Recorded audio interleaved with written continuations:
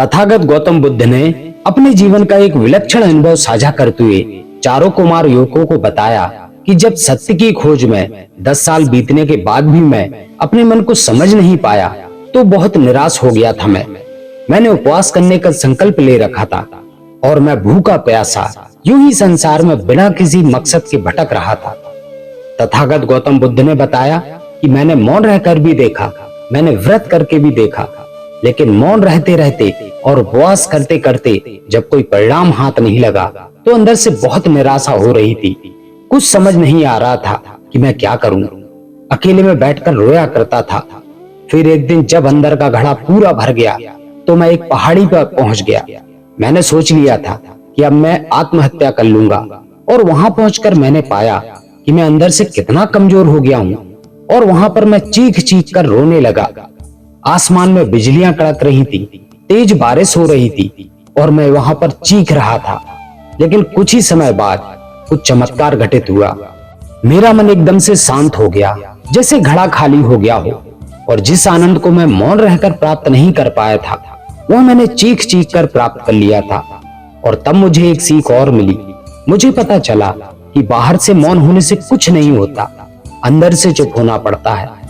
कई बार मन पर बहुत ज्यादा तनाव हो जाता है, मन बोझ के तले दब जाता है, मन का घड़ा पूरा भर जाता है। ऐसी परिस्थिति में अगर आदमी चुप रहता है तो वह अपने बोझ के तले ही दबता रहेगा, उसका आंतरिक विकास नहीं हो पाएगा। ऐसी स्थिति में आदमी को चुप नहीं रहना चाहिए, उसे अपने मन का बोझ हल्का करना चाहिए। किसी अपने से अपने मन की बात साझा करनी चाहिए और जब अंदर से मन का घड़ा खाली हो जाए तब मौन रहकर अभ्यास करना चाहिए। तब असली मौन का महत्व समझ में आता है। संध्या का समय था। वेणुवन में तथागत गौतम बुद्ध चारों कुमार युवकों को उपदेश दे रहे थे। चारों कुमार युवकों को तथागत के पास आए हुए सिर्फ 5 महीने हुए थे और 5 महीनों में ही उनकी वृद्धि बहुत ही अभूतपूर्व हुई थी। यहाँ पर उनकी अलग अलग कार्यशालाएं होती थी, जैसे कि तलवारबाजी या फिर धनुर्विद्या, और उसके बाद तथागत के उपदेश हुआ करते थे ताकि उन्हें सद्धर्म का मार्ग भी पता चल सके।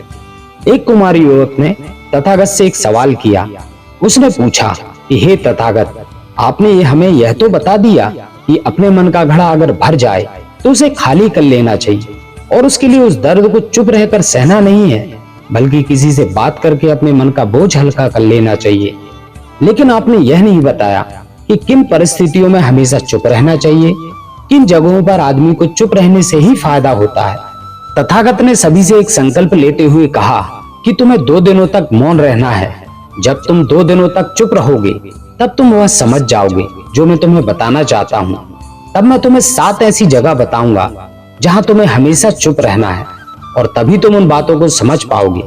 लेकिन याद रखना, चुप रहने का संकल्प सिर्फ तुम्हें पता है, किसी को मत बताना कि तुमने चुप रहने का संकल्प ले रखा है। 2 दिनों तक चुप रहने का संकल्प लेकर वह वापस अपने आश्रम में लौट आते हैं। लेकिन अगली सुबह आश्रम में आयुर्वेदिक खान पान पर विद्यार्थियों में तर्क वितर्क होने वाला था, जिसमें चारों कुमार युवकों ने भी हिस्सा ले रखा था। तर्क वितर्क शुरू हो चुका था, लेकिन कुमार युवकों ने तो चुप रहने का संकल्प ले रखा था। तथागत की वह चेतावनी उन्हें अच्छी तरह से याद थी कि 2 दिनों तक पूर्णतः मौन रहना है, चुप रहना है। आश्रम के विद्यार्थियों के साथ वहां पर आचार्यगण भी मौजूद थे। सभी ने सोचा कि चारों कुमार युवकों के पास कोई तर्क नहीं है, वह बिल्कुल तर्कहीन और बुद्धिहीन है। आश्रम में चर्चा चल रही थी कि ऐसे कुमार युवक भला राज्य को कैसे संभाल पाएंगे। कुमार युवकों के सहपाठी उनके मुंह पर भी उनका मजाक बनाने लगे। एक विद्यार्थी ने तो बड़ी अकड़ के साथ उन चारों का रास्ता रोक लिया और रास्ता रोककर कहा कि यह मत समझ लेना कि तुम हमसे किसी चीज में बेहतर हो, तुम राजा के बेटे हो, बस यही तुम्हारे पास उपलब्धि है। यह भी कोई उपलब्धि हुई? जब इस तरह की आलोचना उन्हें सहनी पड़ती तो उनके मन में टीस उठने लगती। उन्हें समझ नहीं आता था कि उन्होंने चुप रहने का संकल्प क्यों ले लिया। अब धीरे धीरे क्या हुआ कि अपने प्रति हो रहे मजाक को, आलोचनाओं को जब उन्होंने कोई जवाब नहीं दिया तो इससे सब लोग उन्हें कायर भी समझने लगे। अब वो करें तो क्या करें, किसी को बता भी नहीं सकते थे कि उन्होंने चुप रहने का संकल्प ले रखा है। उनके पास देखने और सुनने के अलावा दूसरा कोई विकल्प ही नहीं था। रात का भोजन करने के बाद बिस्तर में लेटे हुए चारों कुमार युवक आज के दिन के बारे में सोच रहे थे।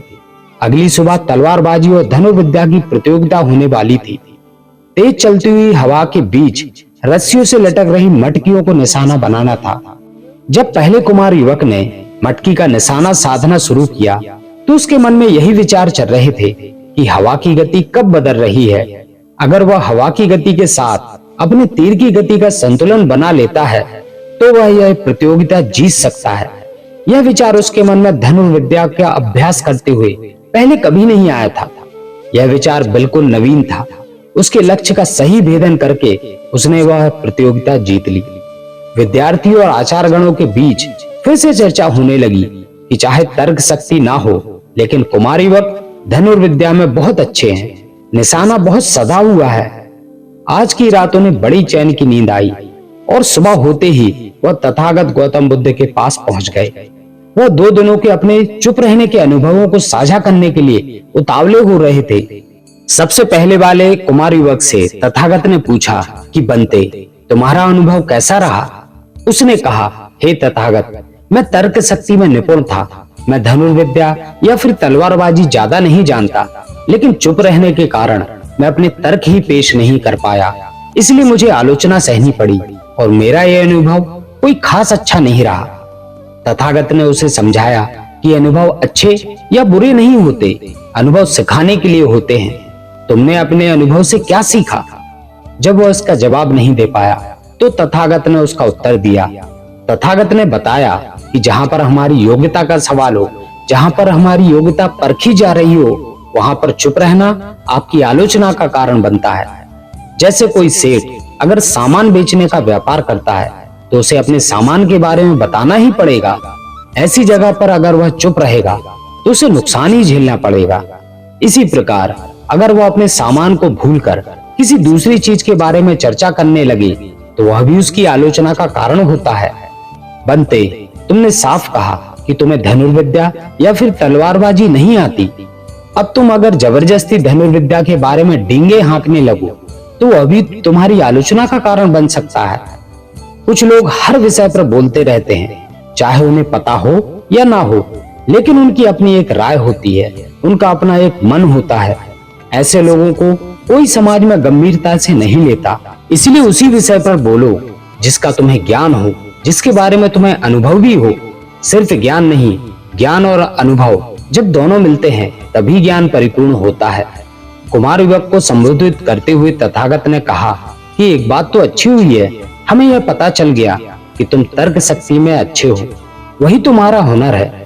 पहले तुमने कभी अपने इस हुनर पर ध्यान ही नहीं दिया, लेकिन चुप रहने से तुम्हें अपने अंदर के हुनर पता चलते जाते हैं। जो लोग लक्ष्यहीन होकर जीवन भर भटकते रहते हैं, ऐसे लोगों को कुछ समय के लिए चुप रहकर देखना चाहिए। दूसरे कुमार युवक से तथागत ने पूछा कि बनते, तुम्हारा अनुभव कैसा रहा? उसने बताया, हे तथागत, धनुर्विद्या की प्रतियोगिता के दौरान मैंने पहली बार यह महसूस किया कि हवा की गति और तीर की गति का अगर संतुलन बना लिया जाए तो किसी भी लक्ष्य को भेदा जा सकता है। हे तथागत, 2 दिनों तक चुप रहकर मैं उन बारीकियों को समझने लगा हूँ जिनको मैं आज तक नजरअंदाज करता रहता था। तथागत ने कहा कि जिस प्रकार हवा की गति और तीर की गति में संतुलन जरूरी होता है, उसी प्रकार सांसारिक जीवन में अपना लक्ष्य प्राप्त करने के लिए आपको आध्यात्मिक और सांसारिक जीवन में संतुलन स्थापित करना होगा। आध्यात्मिक और सांसारिक जीवन में संतुलन स्थापित होने के बाद आप बड़ी आसानी के साथ और बहुत ही जल्दी अपने लक्ष्य तक पहुंच सकते हैं। कुछ लोग सांसारिक जीवन में इतने घुल जाते हैं कि उनके पास खुद के लिए समय ही नहीं होता। वो अपने परिवार को तो समय देते हैं, अपने काम को तो समय देते हैं, लेकिन जब खुद की बात आती है तो खुद को समय नहीं देते और इसलिए उनका आध्यात्मिक विकास नहीं हो पाता। और ऐसे लोग चाहे पारिवारिक सुख या फिर धन संपदा कुछ भी हासिल कर लें, लेकिन अपनी आंतरिक शांति को अनुभव नहीं कर पाते। चारों कुमार युवकों को तथागत ने चेतावनी देते हुए कहा कि कुमारों, कल को तुम्हारा जीवन राज्य के लिए समर्पित हो जाएगा। तुम एक अच्छे राजा बनने के लिए तैयार हो जाओ। प्रजा पर अच्छी तरह शासन करने के लिए इन 5 जगह पर हमेशा चुप रहना। अगर इन 5 जगह पर चुप रहना सीख गए, अभ्यास कर लिया, तो तुम लंबे समय तक शासन कर सकोगे। प्रजा में और घर गृहस्थी में हमेशा शांति बनी रहेगी। तथागत ने सबसे पहले बताया, जब तक तुम पूरे संकल्प, पूरी तरह आत्ममंथन के साथ अपने मन में कोई बात ना ठान लो, तब तक किसी को मत बताना। कई बार मनुष्य के जीवन में ऐसा समय आता है जब उसकी वैचारिक उलझन ज्यादा हो जाती है, उसे समझ में नहीं आता कि समस्या कैसे हल करनी चाहिए। ऐसे समय पर चुप रहकर अपने मन को स्पष्ट करो, उसे साफ करो। किसी बात को लेकर किसी से विचार विमर्श भी करना है तो यह मत बताना कि यह समस्या तुम्हारे साथ है, बल्कि किसी और का जिक्र करके तब विचार विमर्श करना। तथागत ने कहा कि तुम होने वाले राजा हो, अगर तुम्हारी कमजोर कड़ियां किसी की पकड़ में आ गईं, तो इससे पूरे राज्य का कार्यभार प्रभावित होने का खतरा रहता है। अपने रहस्य अपने तक ही सीमित रखो, लेकिन तब तक जब तक वह तुम्हारे ऊपर बोझ ना बन जाए। अगर तुम्हारे ऊपर वह बोझ बन रहे हैं तो उसे अपने प्रियजनों से साझा करने में कोई समस्या नहीं होनी चाहिए। दूसरी जगह जहां चुप रहने में ही फायदा होता है वह है जब तुम्हारे दो करीबियों का झगड़ा हो रहा हो, तो उसमें किसी एक का पक्ष लेना हमेशा तुम्हें हानि पहुंचाएगा। इसका मतलब यह कतई नहीं कि हम अन्याय का विरोध ना करें। अगर हम अन्याय होने वाली जगह पर चुप रहेंगे तो लोग हमें कायर समझेंगे, क्योंकि असल दुनिया में ये चीजें इतनी साफ और स्पष्ट नहीं होती। इसलिए इंसान को हमेशा अपनी बुद्धि का इस्तेमाल करना चाहिए। बुद्धिमानी अपनी चरम सीमा पर तभी काम करती है जब आप चुप रहकर एक ही विषय पर अपना पूरा ध्यान केंद्रित करते हैं। इसलिए तीसरी जगह जहां मनुष्य को चुप रहना चाहिए वह है जब वह किसी गहन विषय पर अध्ययन कर रहा हो, कोई ऐसी समस्या सुलझा रहा हो जो बहुत कठिन हो या फिर उलझन भरी हो। कठिन से कठिन और उलझन भरा हुआ काम तभी सफल हो सकता है जब शांत रहकर, चुप होकर पूरे दिमाग से इस समस्या के बारे में सोचा जाए। सही समय पर सही बात बोलना और व्यर्थ की बातों में ना पड़कर चुप रहना, यह दो सिद्धांत जिस मनुष्य ने अपने जीवन में उतार लिए उसकी प्रतिष्ठा चारों ओर फैलेगी। चौथी जगह जहां मनुष्य को चुप रहना चाहिए वह है खाना खाते वक्त, भोजन करते वक्त।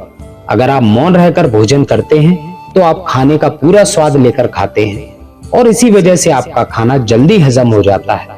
जब आप चुप रहकर पूरा ध्यान भोजन पर केंद्रित करके भोजन करते हैं तो ऐसी स्थिति में आपका शरीर अपने आप ऐसे रसायन छोड़ता है जो खाने को जल्दी पचा देते हैं।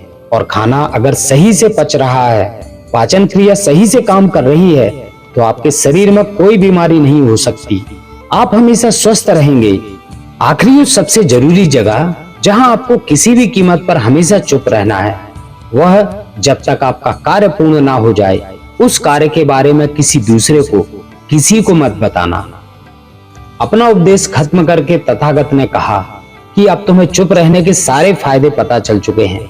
साथ ही तुम्हें यह भी पता चल चुका है कि किन किन जगहों पर चुप रहना है और किन किन जगहों पर बोलना जरूरी है। इन बातों का पालन करके तुम एक अच्छा जीवन जी सकते हो। अपनी प्रजा के प्रति जो तुम्हारा कर्तव्य है वह अच्छी तरह से निभा सकते हो। तो दोस्तों, कैसी लगी हमारी आज की वीडियो कमेंट सेक्शन में जरूर बताइएगा। और यदि अच्छी लगी हो तो हमारे चैनल श्री कृष्ण राधा कुंज को सब्सक्राइब करके नोटिफिकेशन बेल को जरूर प्रेस कर देना। तो मिलते हैं अगली कहानी में, तब तक के लिए अपना ख्याल रखें। आप सभी को मेरा नमस्कार।